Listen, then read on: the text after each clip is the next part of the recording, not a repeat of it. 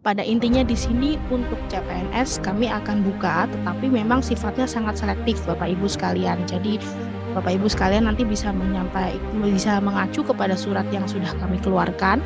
Lalu kemudian tadi sebagaimana sudah yang saya sampaikan pada slide sebelumnya, di sini kami ingin memberi kesempatan untuk rekrutmen terkait dengan talenta digital. Jadi jabatan-jabatan yang terkait dengan digitalisasi itu mungkin nanti bisa diprioritaskan untuk diusulkan di tenaga teknis ya Bapak Ibu sekalian.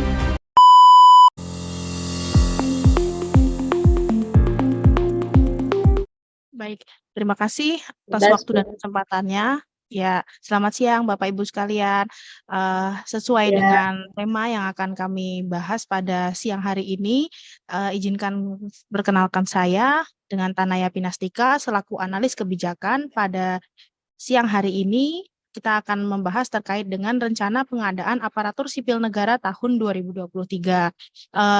Ini untuk highlight sekilas ya Bapak Ibu sekalian, saya akan menyampaikan dari sisi rencana kepembukaan dan kebijakan di 2023 terkait dengan perencanaannya, lalu akan dilanjutkan dengan Bapak Haris Sandi terkait dengan aplikasi informasi, karena ini kita akan membahas terkait dengan bagaimana perencanaan kebutuhan yang nanti akan diusulkan oleh masing-masing rekan-rekan Badan Kepegawaian Daerah dan Biro Kepegawaian masing-masing kementerian lembaga.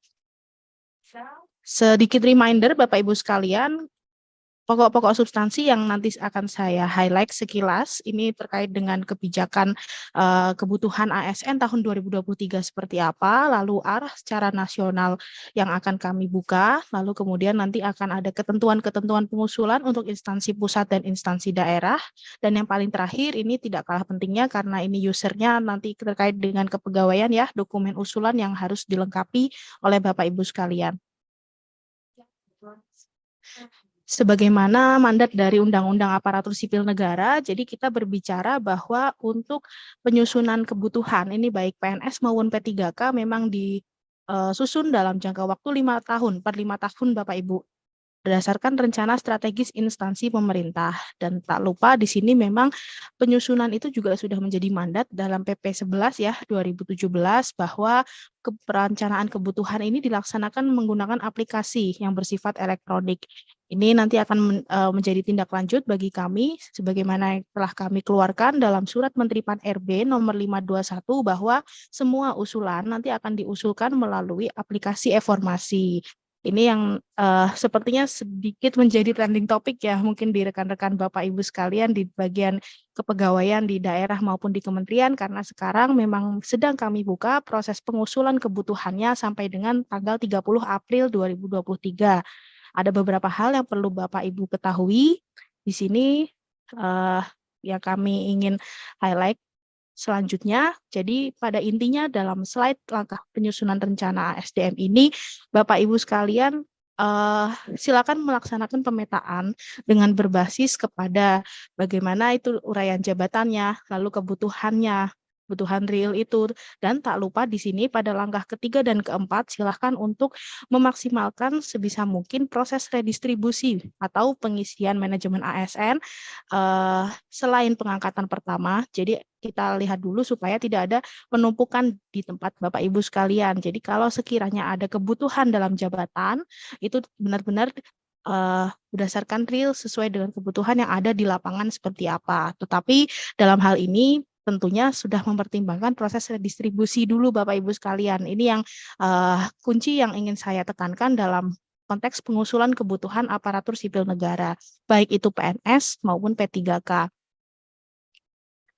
Lalu kemudian dari sisi rencana kebijakannya, kami memberlakukan ada dua hal yang menjadi concern dari kami untuk pemenuhan kebutuhan secara nasional, yaitu pada sektor pendidikan dan sektor kesehatan, kami akan berlakukan sejumlah positive growth. Dalam artian di sini, maka apabila usulan yang nanti Bapak Ibu sampaikan ini melebihi jumlah batas usia pensiun atau BUP, ini nanti akan kami berlakukan sebagaimana komitmen dari kebijakan positive growth tersebut selama memang masih mengacu pada proyeksi kebutuhan dari rekan-rekan di instansi pembina.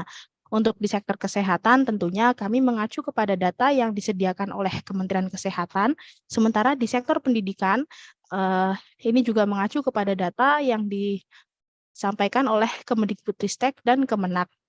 Lalu dalam sisi pemenuhan tenaga yang lain tentunya kami tidak begitu mengesampingkan, tetapi ini juga tidak kalah pentingnya baik kebutuhan di Bapak Ibu sekalian. Hanya saja memang untuk pemenuhannya tidak sebanyak ketika di sektor pelayanan dasar, karena hal ini mempertimbangkan beberapa aspek yang ingin kami tekan dengan adanya kebijakan terkait dengan SPBE, kemudian terkait dengan digitalisasi, sehingga untuk tenaga teknis pelaksana kedepannya akan kami berlakukan negative growth, dan tenaga teknis fungsional juga ini juga zero growth. Jadi kami ingin menekan jabatan-jabatan yang sekiranya sifatnya ini klerikal dan tidak membutuhkan skill khusus, kedepannya akan diberlakukan kebutuhannya penetapannya tidak terlalu banyak, Bapak Ibu sekalian.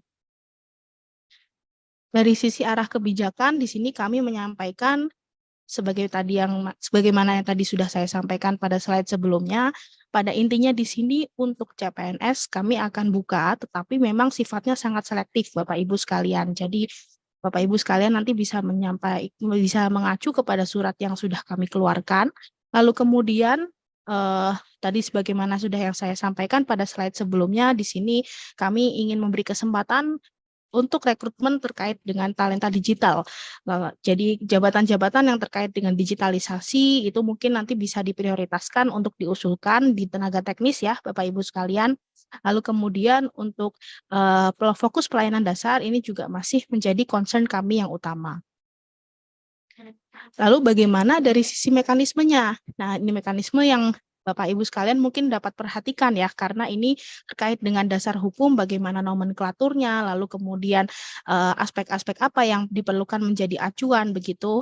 Jadi kalau untuk instansi pusat, Bapak Ibu sekalian bisa melihat di sini berdasarkan surat kami juga memang pengusulan CPNS hanya untuk di beberapa jabatan saja atau di beberapa bidang, karena di sini tidak semua kebijakan atau tidak semua jabatan memang dapat diisi oleh P3K. Jadi kami hanya membuka untuk di bidang kejaksaan, kehakiman, bidang intelijen, dan tenaga dosen. Dan hanya saja di sini mengacu kepada nomenklatur yang berlaku ya Bapak Ibu sekalian. Jadi supaya ini diperhatikan pemilihan nomenklatur jabatannya dalam aplikasi informasi nantinya. Karena kalau Bapak Ibu sekalian melihat pilihan jabatan fungsionalnya mungkin tidak terlalu banyak dan jabatan pelaksananya juga nanti perlu dilihat dari sisi tugas pokok dan fungsinya. Jadi sehingga di sini tidak ada mismatch ya antara arah kebijakan kami dengan nanti strategi pengusulan nomenklatur jabatan yang dipilih oleh Bapak Ibu sekalian.